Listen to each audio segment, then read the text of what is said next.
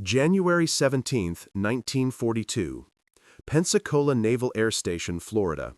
The morning sun cut through the humid air as Lieutenant Commander William R. Hollingsworth stood beside his Douglas SBD Dauntless, tracing his fingers along the perforated dive brakes that ran down the trailing edge of the wings. The metal was cold despite the subtropical warmth, and the aircraft smelled of hydraulic fluid and fresh paint. Around him, other pilots were going through their pre-flight checks, but Hollingsworth's attention was fixed on something invisible, an angle, a trajectory, a mathematical problem that wouldn't leave his mind. He had been dreaming in degrees, 70, 75, 80, numbers that made senior instructors shake their heads and mutter about acceptable losses and regulations written in blood. The Navy had rules about dive bombing angles.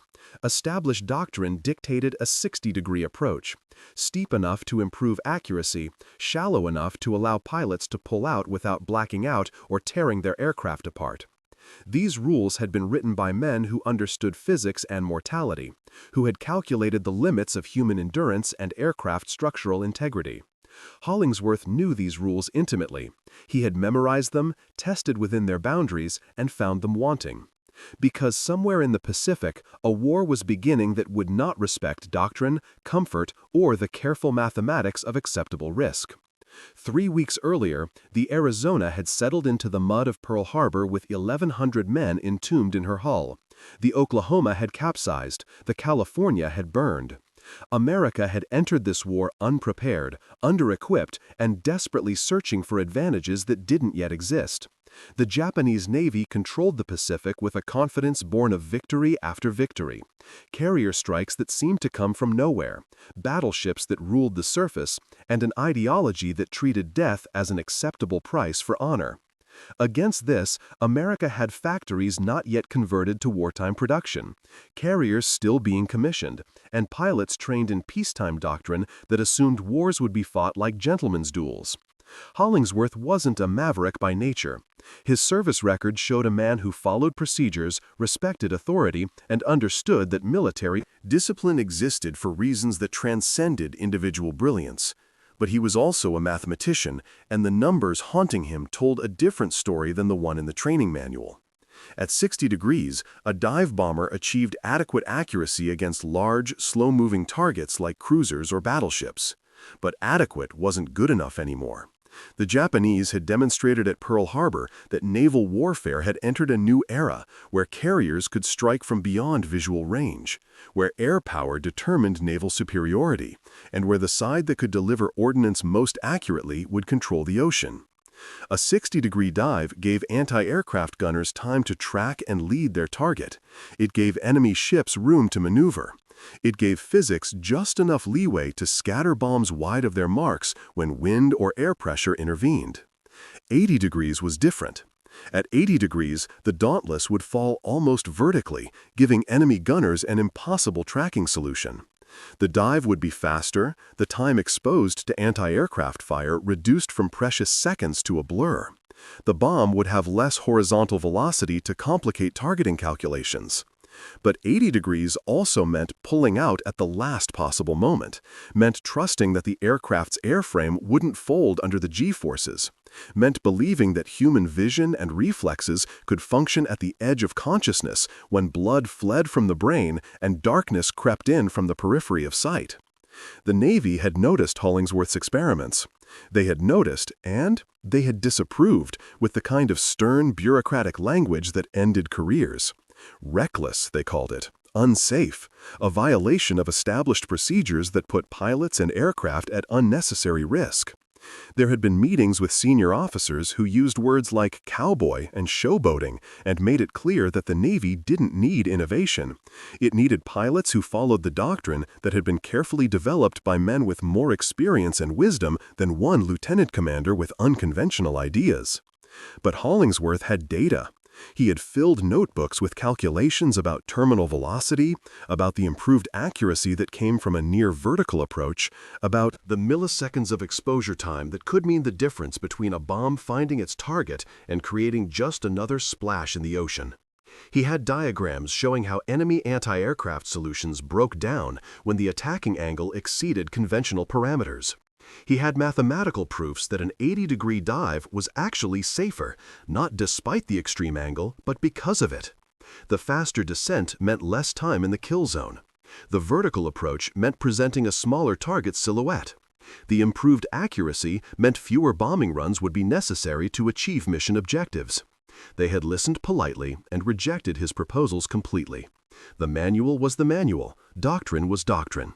And pilots who couldn't operate within established parameters would find themselves reassigned to training duties or administrative positions where their dangerous creativity couldn't get young men killed.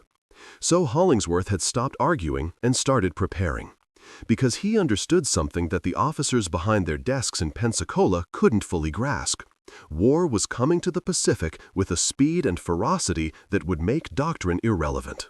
When it arrived, when American carriers finally met Japanese task forces in battle, there would be a moment when conventional tactics failed, when the enemy's anti-aircraft curtain proved impenetrable to 60-degree dives, when someone would need to do something that the manual said was impossible. The other pilots at Pensacola whispered about him. They saw the extra hours he spent in the link trainer, practicing the muscle memory of an 80-degree dive and the gut-wrenching pullout that followed. They noticed how he studied aircraft stress reports, looking for the hidden margins of safety that engineers had built into the Dauntless's design. They watched him volunteer for every difficult training exercise, seeking out situations where unconventional approaches might prove their worth. Some thought he was brilliant. Others thought he was suicidal. Most just thought he was trouble, the kind of officer who would eventually either get quietly transferred or spectacularly vindicated, and either way would disrupt the comfortable routine of naval aviation training. What they didn't know, what nobody except Hollingsworth himself understood, was that this wasn't about glory, or recognition, or proving critics wrong. This was about the men who would fly these missions, the sailors on the ships they were protecting, and the mathematical certainty that conventional tactics would produce conventional results against an enemy that had proven anything but conventional. At Pearl Harbor, the Japanese had demonstrated perfect coordination, absolute surprise, and devastating effectiveness. They had shown that they understood carrier aviation better than America did, that they had refined their tactics through years of combat experience in China, and that they possessed a willingness to accept casualties that made their attacks nearly unstoppable. America needed an answer to that. Not eventually, not after years of industrial production created overwhelming numerical superiority, but now. In the desperate months when the Pacific Fleet was reeling, when the Philippines were falling, when Wake Island and Guam had been captured, and when every engagement seemed to end with Japanese victory and American retreat. Hollingsworth climbed into the Dauntless's cockpit and began his pre-flight routine. The instrument panel was familiar now: altimeter, airspeed indicator, dive angle indicator, bomb sight, throttle, stick. Each dial and gauge represented a variable in the equation he was solving. He strapped himself in with the careful deliberation of someone who understood that these harnesses would need to hold against forces that exceeded design specifications. Behind him, his radio man/gunner performed his own checks on the twin 30-caliber machine guns that provided aft defense. They didn't speak much. There wasn't much to say. Everyone in the squadron knew that Hollingsworth flew differently, trained harder, and pushed closer to the envelope than regulation allowed. As he taxied toward the runway, Hollingsworth thought about the Japanese pilots who had struck Pearl Harbor. They had trained for months, perhaps years, for that single mission. They had refined their torpedo bombing techniques to allow drops in the shallow harbor. They had practiced their level bombing runs until they could place bombs down the smokestacks of battleships. They had synchronized their attack with a precision that suggested absolute mastery of carrier aviation. And they had done it all believing that their emperor was divine, that their cause was righteous, and that death in service to Japan was the highest honor a warrior could achieve. Against that ideology, against that training and commitment and willingness to die, America was sending pilots trained in peacetime doctrine with aircraft that were adequate but not exceptional and tactics that prioritized survival over decisive results. It was a recipe for a long, grinding war of attrition where industrial capacity would eventually prevail, but only after years of struggle and countless lives lost. unless someone found a way to even the odds. Unless American pilots could achieve accuracy that matched Japanese effectiveness.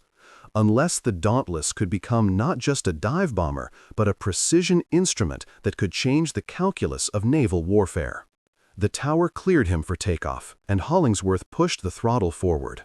The Wright R-1820 Cyclone engine roared, and the Dauntless accelerated down the runway, gaining speed until the wings found purchase in the air and the aircraft lifted with the peculiar grace of something designed for a purpose it was still learning to fulfill. As the ground fell away and Florida's coastline spread beneath him, Hollingsworth felt the familiar clarity that came with flight, the simplification of existence down to altitude, airspeed, and heading. Up here, the bureaucracy and doubts and regulations faded into background noise. Up here, there was only the aircraft, the mathematics, and the knowledge that somewhere in the Pacific, a battle was coming that would test everything he believed about dive bombing. He didn't know that in 6 months, his theories would be proven in combat. He didn't know that his unauthorized techniques would destroy more enemy tonnage in a single engagement than most squadrons achieved in entire campaigns. He didn't know that the angle the Navy had banned would become the standard that changed the course of the Pacific War. But he knew the mathematics were sound, and in war, mathematics didn't care about regulations. The Solomon Islands chain stretches across the southwestern Pacific like a scattered necklace of volcanic peaks and coral reefs, each island a small world unto itself, where jungle met ocean in a perpetual struggle for dominance. By August 1942, these remote specks of land had become the focal point of a struggle that would determine whether Japan's expansion across the Pacific could be halted or whether America's westward counteroffensive would stall before it truly began. Guadalcanal, the largest of the southern Solomons, had been occupied by Japanese forces who were constructing an airfield that would extend their bomber range to threaten Allied supply lines to Australia. If that airfield became operational, it would create a defensive perimeter that might prove impossible to breach without catastrophic casualties. The American response was Operation Watchtower, the first major amphibious offensive of the Pacific War. Marines had landed on Guadalcanal on August 7, capturing the partially completed airfield in a surprising initial success that had given American commanders hope that the Japanese expansion could be rolled back. But that hope had proven premature. The Imperial Japanese Navy had responded with a ferocity that demonstrated they had no intention of allowing this strategic position to remain in American hands. Tokyo Express runs, fast destroyer convoys that used darkness and speed to avoid air attack, began delivering reinforcements nightly. Japanese cruisers and destroyers prowled the waters around Guadalcanal, interdicting American supply ships and bombarding the marine positions with impunity. And then came the convoys. Not the fast destroyer runs, but massive reinforcement operations built around troop ships and cargo vessels protected by screening destroyers and, most critically, heavy cruisers whose 8-inch guns could devastate anything that approached them. Intelligence indicated that a major convoy was being assembled at Rabaul, the massive Japanese naval base to the northwest. This convoy would carry enough troops and supplies to overwhelm the Marines on Guadalcanal through sheer numerical superiority.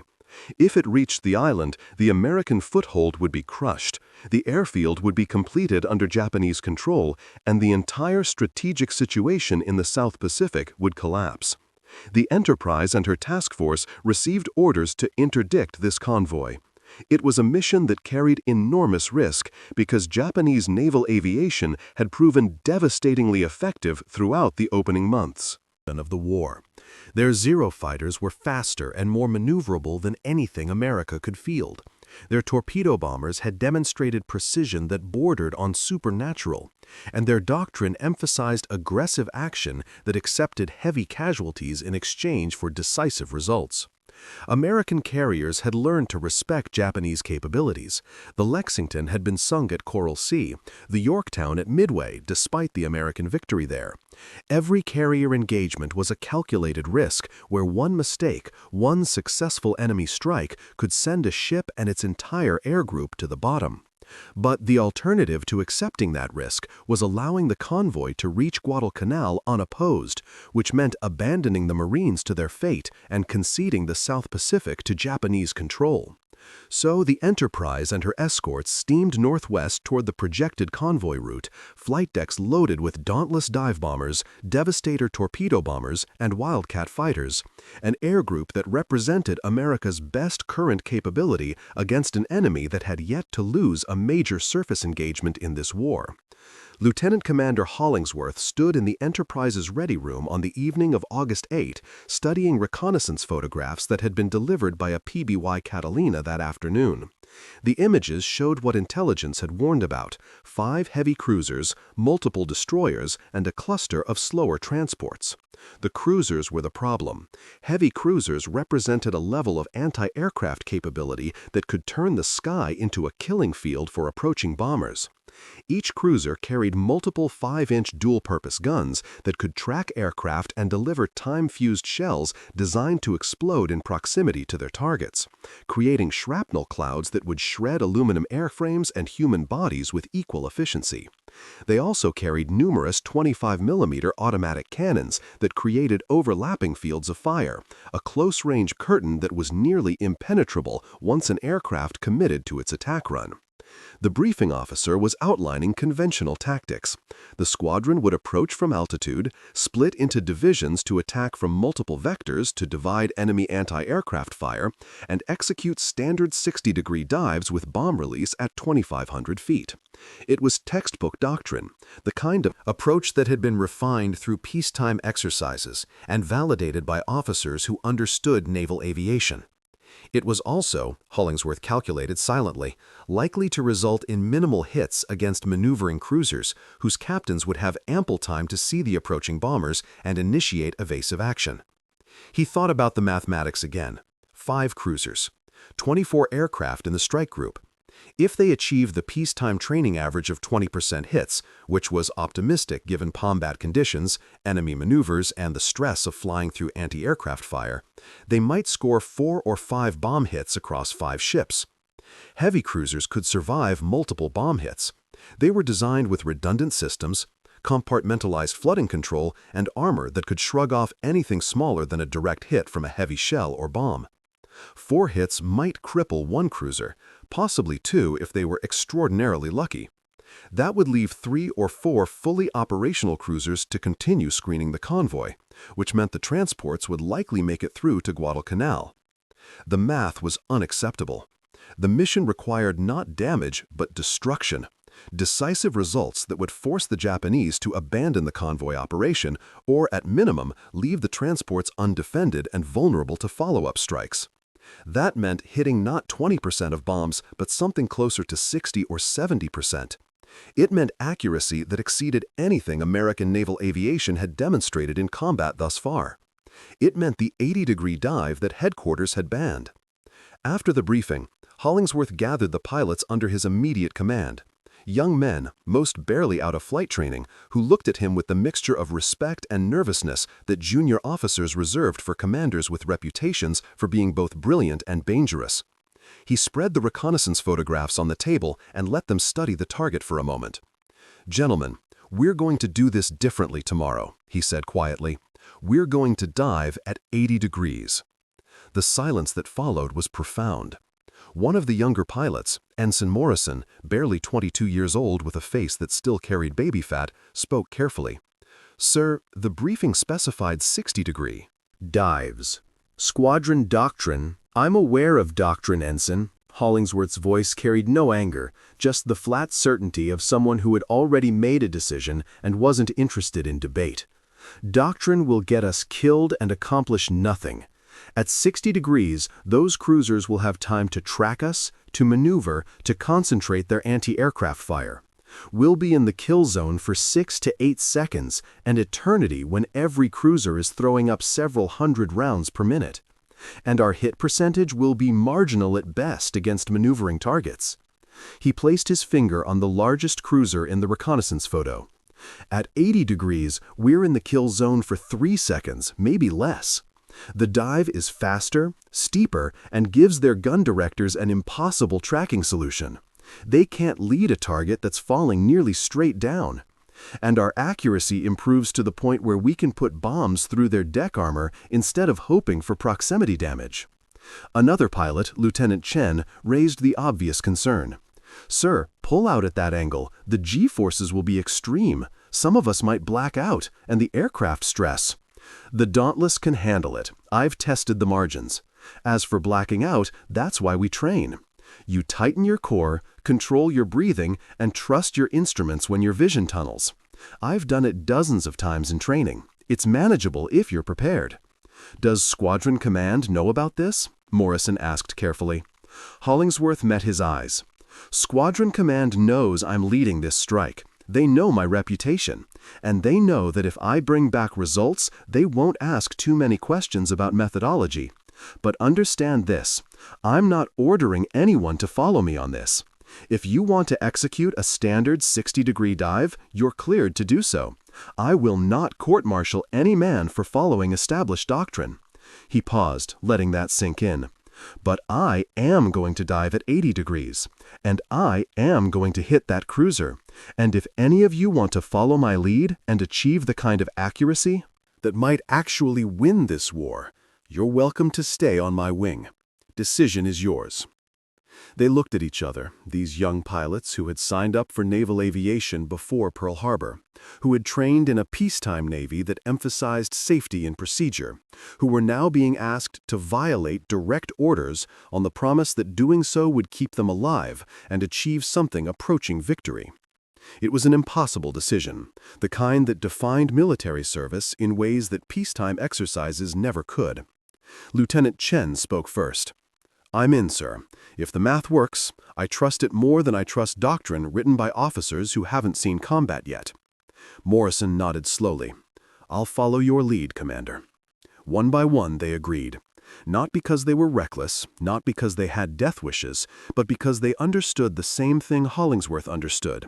Conventional tactics against an unconventional enemy would produce conventional defeats. And none of them had enlisted to be part of a losing effort. That night, Hollingsworth lay in his rack aboard the Enterprise and listened to the sounds of the carrier preparing for battle. The constant hum of ventilation systems, the distant clang of ordnance being moved into position, the muted conversations of sailors who knew that tomorrow would bring combat and that not all of them would see the day after. He thought about the Japanese cruiser captains who were probably having similar sleepless nights, who were confident in their ship's capabilities and their Navy's superiority, who had no reason to expect anything except another successful convoy operation followed by the slow strangulation of American forces on Guadalcanal. They were wrong, but they didn't know it yet. The numbers proved it. The mathematics were sound.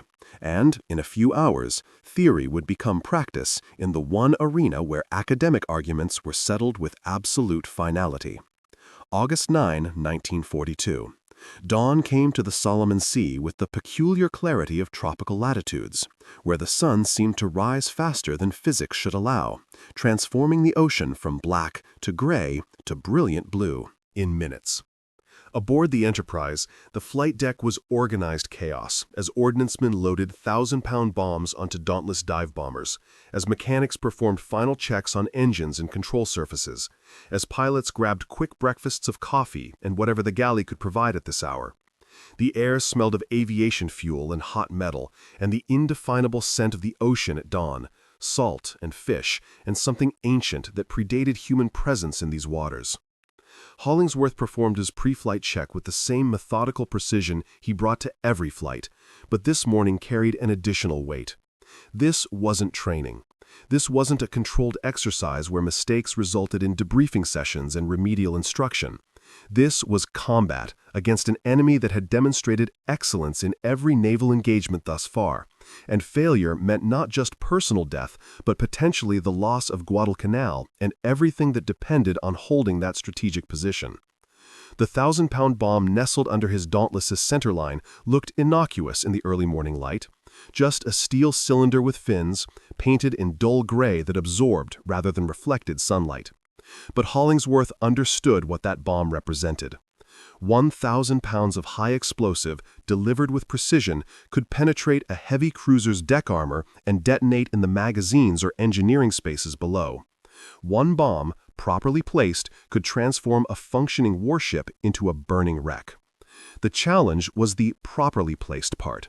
The absurdly difficult task of putting that bomb through a specific section of deck armor on a ship that would be maneuvering violently and filling the sky with anti-aircraft fire while doing so.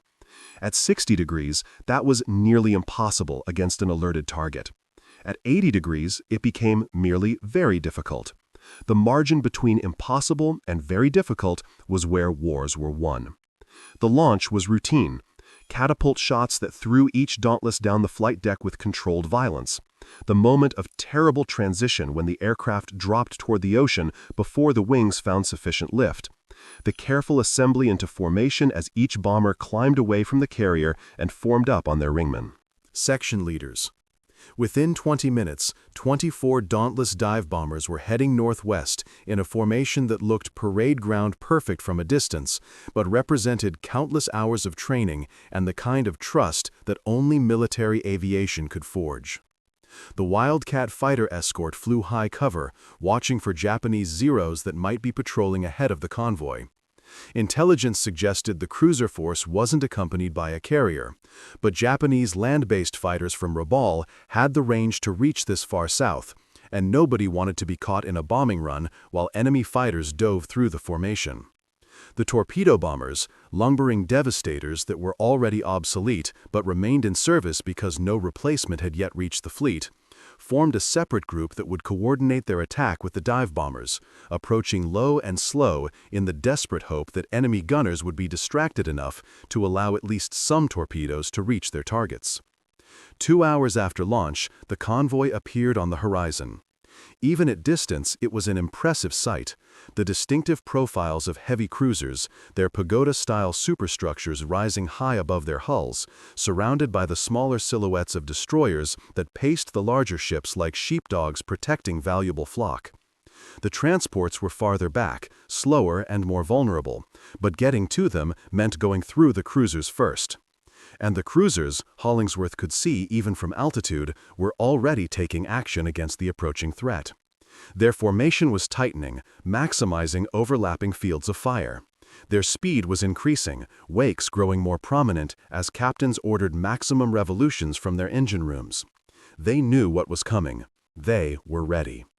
The squadron split according to plan, divisions peeling off to attack from different vectors.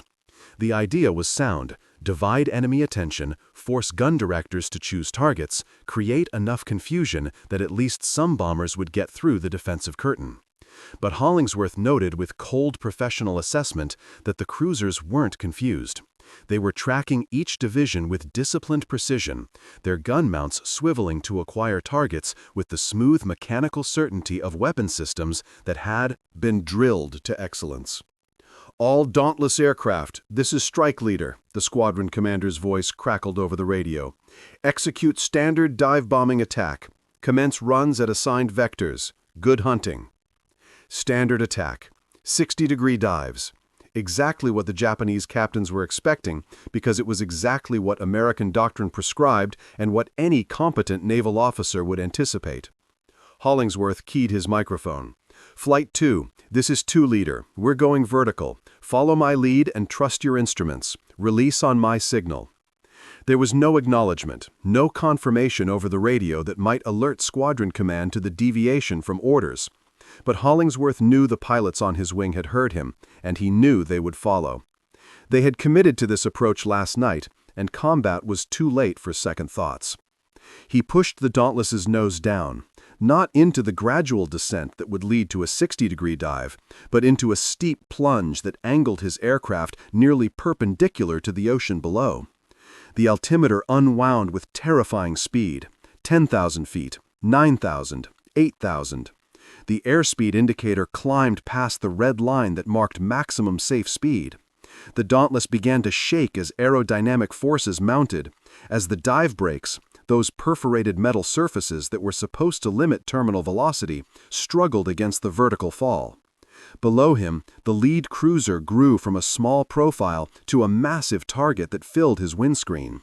He could see details now, the individual gun turrets, the superstructure bristling with antennas and range-finding equipment, the bow wave as the ship heeled into a hard turn to starboard. Anti-aircraft fire was filling the air around him, black puffs of flak from the 5-inch guns, tracer streams from the automatic cannons that looked beautiful and deadly in the morning light. The aircraft shuddered as shrapnel from a near miss peppered the fuselage, but the controls remained responsive. The engine continued its steady roar, and the dive continued unabated. At 80 degrees, the cruiser seemed to rise up to meet him rather than approaching from ahead. The parallax was disorienting, the sensation of falling rather than flying, but Hollingsworth had trained for this exact moment. His vision was starting to tunnel as gravity and deceleration pulled blood away from his brain, but his hands remained steady on the stick and throttle. The bomb sight reticle settled over the cruiser's forward deck, that crucial area where armor was thickest but where penetration would detonate the forward magazines. 3 seconds in the kill zone. 3 seconds that felt like hours as every anti-aircraft gun on the cruiser concentrated fire on his aircraft. 3 seconds when physics and mathematics and months of unauthorized training either proved correct or proved fatal. At 2,000 feet, Hollingsworth released the bomb. The Dauntless lurched upward as 1,000 pounds of weight fell away, and he immediately hauled back on the stick with every ounce of strength he possessed. The G-forces were immense, crushing, driving him down into his seat as the aircraft tried to pull out of the dive before it reached the ocean, or worse, impacted the cruiser itself. His vision went completely gray, then black, as consciousness teetered on the edge of failure. But muscle memory took over. He kept pulling, kept the stick back, trusted that the Dauntless's airframe would hold together despite forces that exceeded design specifications. The horizon reappeared. The gray-black tunnel of near unconsciousness receded. And as his vision cleared, Hollingsworth rolled the aircraft to look back at the cruiser he had just attacked. The bomb had struck just forward of the first main turret, punching through the deck armor and detonating somewhere in the forward magazine spaces. The explosion was catastrophic. The entire bow of the cruiser lifted out of the water as thousands of pounds of shells and powder charges detonated in a sympathetic explosion that released energy equivalent to multiple bombs. When the spray settled, the cruiser's bow was simply gone. Not damaged, not buckled, but obliterated. The ship was already settling by the head, seawater pouring into the massive wound, and secondary explosions rippled through the hull as fire reached other magazines. Behind him, the pilots who had followed his lead were executing their own 80-degree dives. Hollingsworth watched as Morrison's bomb struck the second cruiser amidships, penetrating into the engineering spaces and triggering an explosion that vented steam and smoke from every opening in the superstructure. Chen's bomb hit the third cruiser near the stern, destroying the aft turrets and jamming the rudder. Lieutenant Wilson's bomb struck the fourth cruiser's superstructure, collapsing the forward range-finding tower and killing the entire bridge crew. In less than 2 minutes, 5 heavy cruisers had been transformed from a coordinated task force into burning wrecks. The first cruiser, Hollingsworth target, was already capsizing, rolling to port as flooding overwhelmed the compartmentalization. The second was dead in the water, powerless and venting smoke from ruptured boilers. The third was circling helplessly, unable to steer with a jammed rudder. The fourth and fifth had been struck by multiple bombs from other divisions and were in similar states of catastrophic damage. The Japanese destroyers, witnessing the annihilation of their capital ships, made the only rational decision available. They launched torpedoes at maximum range toward where they estimated the American carriers must be, then turned to flee at maximum speed. The transports, stripped of their escort and facing inevitable destruction if they continued toward Guadalcanal, reversed course and headed back toward Rabaul. The convoy operation was over. The reinforcement effort had failed. and the Marines on Guadalcanal would hold their position for another day, another week, long enough for American industrial capacity to begin turning the tide of the Pacific War. Hollingsworth formed up his division and headed back toward the Enterprise, carefully checking fuel levels and aircraft damage as they flew.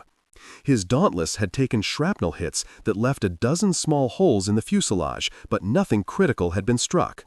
Behind him, his radioman gunner, Petty Officer Collins, who had maintained absolute professional silence throughout the attack, spoke for the first time. "Sir, that was the most insane thing I've ever witnessed, and I've been flying combat missions for 6 months." Hollingsworth smiled despite the adrenaline crash that was beginning to set in. "Insane suggests it didn't work, Collins. Would you prefer conventional tactics and marginal results?" "No, sir. I prefer going home alive, which we just did, so I'm officially a convert to your insanity." The return flight to the Enterprise was longer than the outbound trip, complicated by headwinds and the need to conserve fuel.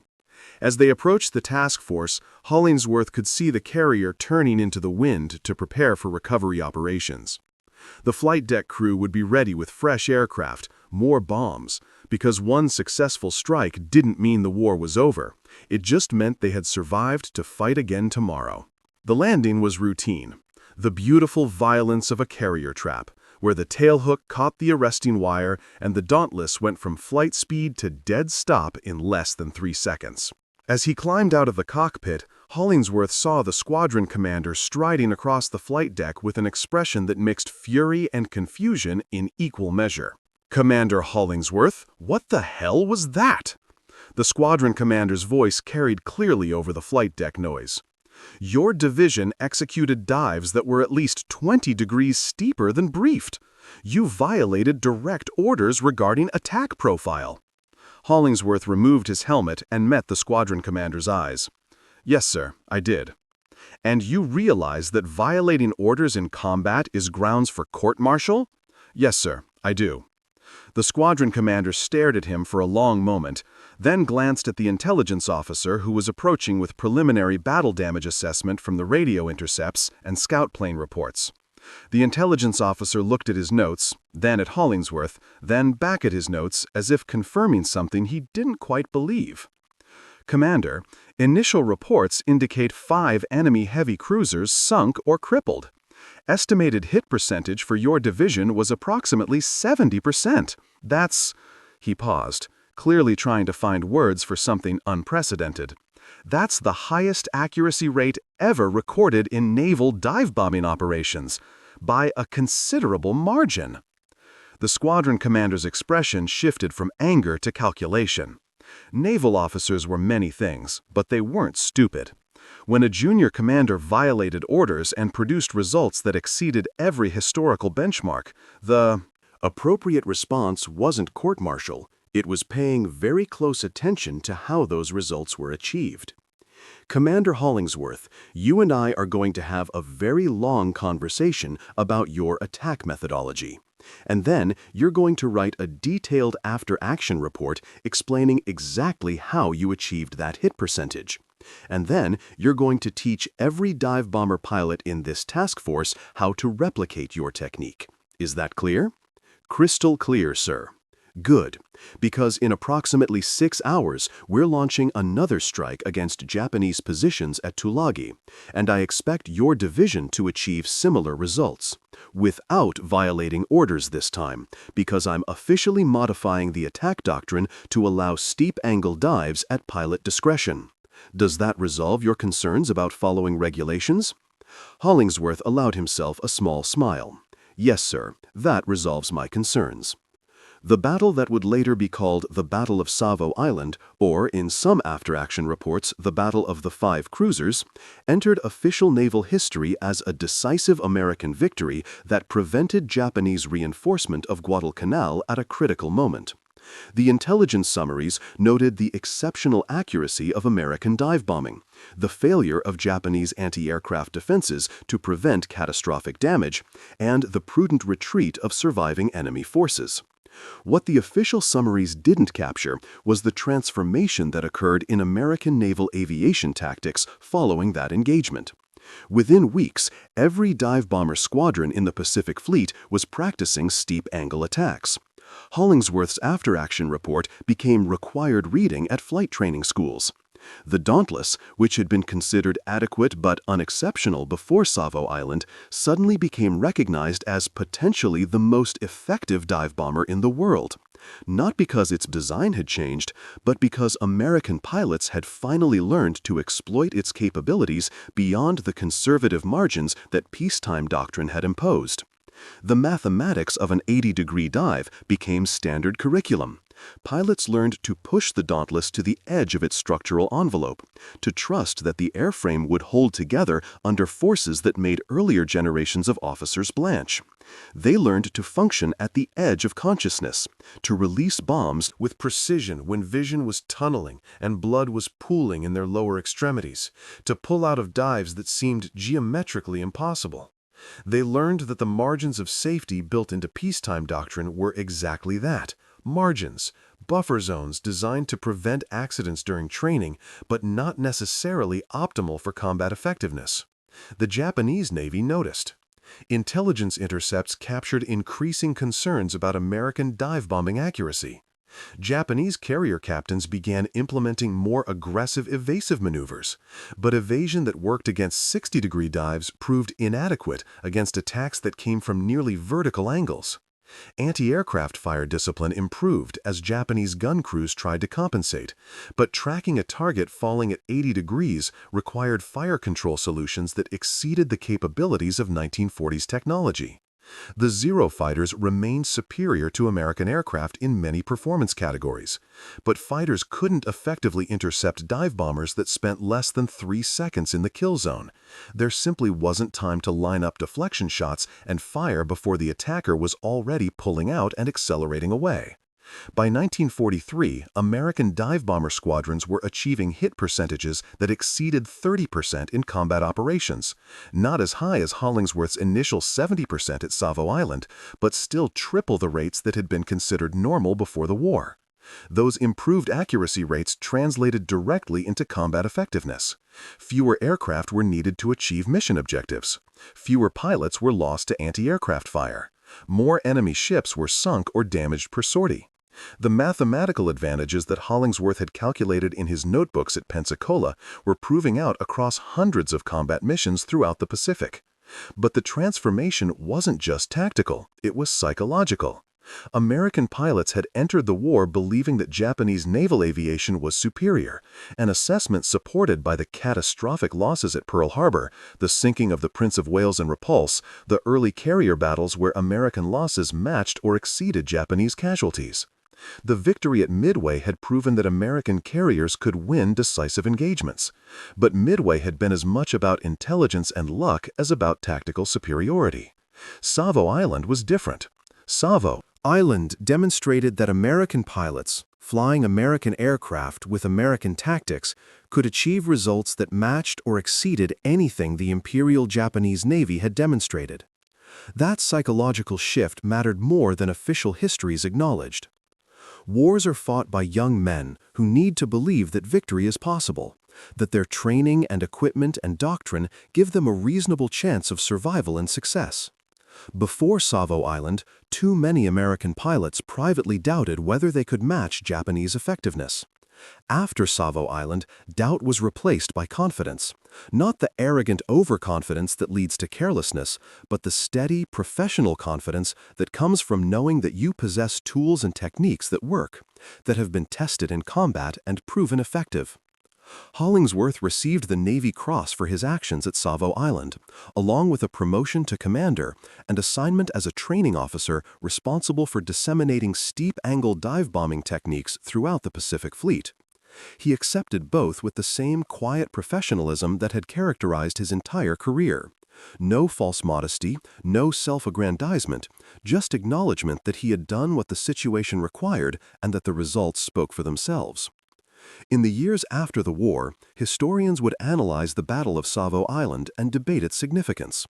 Some argued it was a minor tactical victory that was overshadowed by larger engagements, like Midway or Leyte Gulf. Others suggested that preventing Japanese reinforcement of Guadalcanal at that critical moment was strategically decisive, that losing Guadalcanal might have extended the Pacific War by months or years.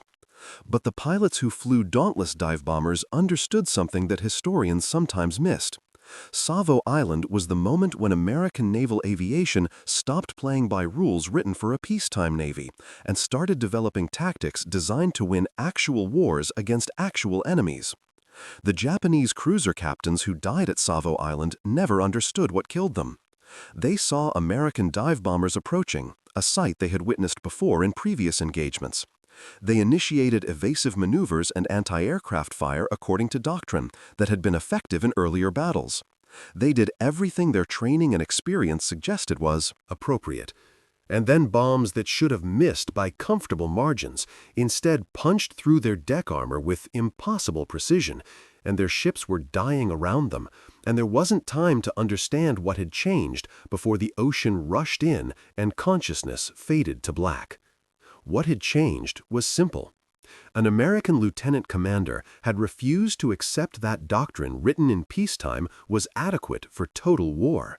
He had done the mathematics, tested the theories, and then, when bureaucracy and regulation tried to prevent him from proving those theories in combat, he had done it anyway and let the results speak for themselves.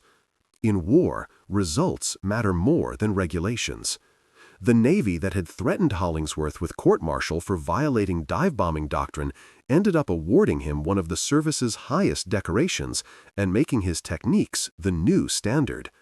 The officers who had called his ideas reckless and unsafe quietly rewrote the training manuals to incorporate steep angle dives as preferred methodology. And the pilots who had whispered about him at Pensacola came to understand that sometimes the difference between brilliance and recklessness is just a matter of whether the mathematics prove out under fire. The Dauntless dive bombers that carried out the attack at Savo Island were ordinary aircraft. No modifications, no special equipment, just standard production models that rolled off Douglas's assembly lines in California and were shipped to carriers throughout the Pacific. What made them extraordinarily effective wasn't superior technology, but superior technique. And superior technique came from a willingness to question assumptions, to test margins of safety, to believe that there were better ways to accomplish difficult missions if someone was willing to do the calculations and accept the risk of proving unconventional theories in combat. By war's end, Dauntless squadrons had sunk more enemy shipping than any other aircraft type in the Pacific theater. They had participated in every major carrier battle, had supported amphibious landings from Guadalcanal to Okinawa, and had proven that precision bombing from aircraft carriers was not just theoretically possible, but operationally decisive. The aircraft itself was retired shortly after the war ended, replaced by more modern designs with more powerful engines and heavier bomb loads. But the techniques developed by pilots like Hollingsworth remained standard doctrine, incorporated into training for the next generation of naval aviators who flew jet aircraft from carriers with angled flight decks and steam catapults. Sometimes victory comes from overwhelming force. More ships, more aircraft, more industrial capacity than the enemy can match. But sometimes victory comes from someone understanding physics slightly better than doctrine assumed. From testing the actual limits instead of accepting the conservative margins built into peacetime regulations. From being willing to take calculated risks that look insane until the moment they prove devastatingly effective. On August 9, 1942, in the waters near Guadalcanal, Lieutenant Commander William R. Hollingsworth proved that an aircraft falling at 80 degrees was nearly impossible to shoot down and nearly impossible to miss with. That proof cost him nothing except some shrapnel holes in his aircraft and a stern conversation with a squadron commander, who quickly realized that results outweighed regulatory compliance. But it cost the Imperial Japanese Navy 5 heavy cruisers and the confidence that their anti-aircraft defenses were adequate against American aviation. War is ultimately a competition between opposing theories about how to achieve objectives through organized violence. The side that develops better theories, that tests them more rigorously, that adapts them more quickly to battlefield realities, tends to win, regardless of initial advantages in numbers or equipment. Savo Island was a demonstration that American tactical innovation could match Japanese experience, that mathematical precision could overcome initial technological inferiority, and that a single officer willing to violate regulations in pursuit of better results could change the trajectory of an entire theater of war. The 5 Japanese cruisers that sank in the waters off Guadalcanal took more than 1,000 sailors with them to the ocean floor. Those men died doing their duty, following their orders, serving their emperor with the same dedication that American sailors brought to their service. But they died because their doctrine anticipated conventional attacks, and their defenses were calibrated for enemy aircraft following predictable approaches. Angles. When that predictability disappeared, when American dive bombers suddenly came falling out of the sky at impossible angles with impossible accuracy, doctrine became irrelevant and death became inevitable. In the end, war reduces to moments of terrible clarity, where theory meets practice and only one side's theory proves correct. At Savo Island, in the waters that would see so many more naval battles before the Guadalcanal campaign concluded, American naval aviation found its theory, found it in mathematics that had been worked out in notebooks by a pilot that regulations said was reckless, and proved it with bombs that fell with precision that made those regulations obsolete. The angle the Navy had banned became the standard that changed naval warfare.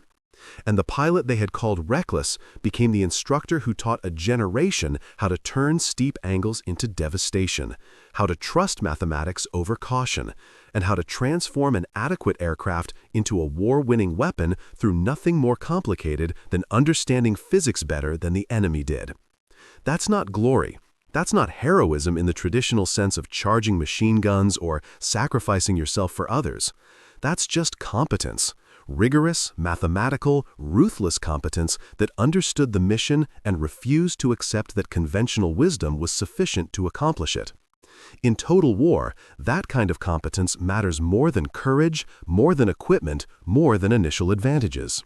Because wars are won by the side that learns faster, adapts better, and refuses to let doctrine become dogma. Hollingsworth survived the war, retired as a captain, and lived to see jet aircraft perform dive-bombing runs that would have seemed impossible in 1942. He never wrote a memoir, never sought publicity, never claimed credit for revolutionizing naval aviation tactics. He had done the mathematics, proven them in combat, and taught others to replicate his results. That was sufficient. The rest was just details for historians to argue about in journals and classrooms far removed from the moment when theory became practice and practice became victory. The Dauntless dive bombers that sank 5 cruisers at Savo Island are gone now, scrapped or rusting in aviation museums where visitors walk past them without understanding what they represented. But the mathematics survive. The understanding that vertical approaches create impossible problems for defenders, that structural margins exist to be exploited rather than respected, the doctrine should serve victory rather than comfort. Those lessons remain embedded in military aviation training even now, 8 decades later. Because some truths are universal, regardless of era or technology. Sometimes the reckless approach isn't reckless at all. Sometimes it's just mathematics that bureaucracy hasn't caught up with yet. And sometimes changing the world requires nothing more than refusing to accept that the accepted way is the only way, doing the calculations properly, and then having the courage to prove your theories correct when people's lives depend on being right.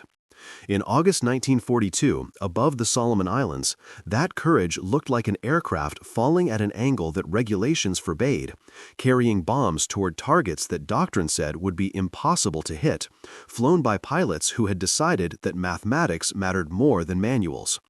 And when the bombs struck home with impossible precision, when 5 cruisers died in flames and confusion, when the convoy turned back and Guadalcanal held, and the Pacific War continued on a trajectory that would eventually lead to Tokyo Bay and surrender documents signed on the deck of a battleship named Missouri, it all traced back to one moment of decision, the choice to fall straight down, to trust the numbers over the nervous advice of cautious men, and to prove that sometimes the band angle is exactly the angle that victory requires. The ocean keeps no records. The cruisers that sank off Savo Island rest on the bottom still, monuments to doctrine that proved inadequate and defenses that couldn't adapt fast enough. Above them, somewhere in the air and memory, the ghost of that first 80-degree dive continues falling, not recklessly, not suicidally, but with the absolute precision of mathematics that understood what victory required and refused to compromise for the comfort of men who would never face the test of combat themselves. That's the legacy, not medals or mules. Promotions or mentions in history books, but the knowledge that somewhere above a tropical ocean, theory proved stronger than experience, calculations proved truer than tradition, and one band angle became the difference between defeat and victory, between accepting limitations and rewriting them entirely.